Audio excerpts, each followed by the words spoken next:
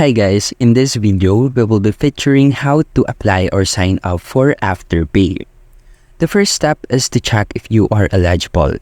To be eligible to the creation of Afterpay account, you must be living in Australia, you are at least 18 years old, have a valid and verifiable email address and phone number, you use a Australian bank payment card, you are capable of entering into a legally binding contract, and lastly, you have a verifiable and valid identification card. Once you have checked your eligibility, you can now head into their site, and then after heading into their site, click the sign up button that you can see in the top right corner of the screen.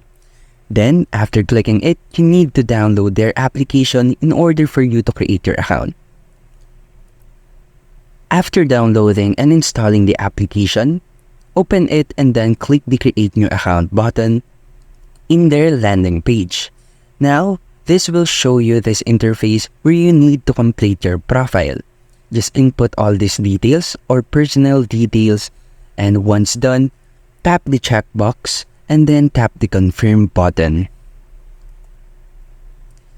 Once verified, you can now log in and use your account, and that's how you can create or sign up or apply for a Afterpay account. Book now and pay later. That's the saying of the Afterpay, and thank you for listening.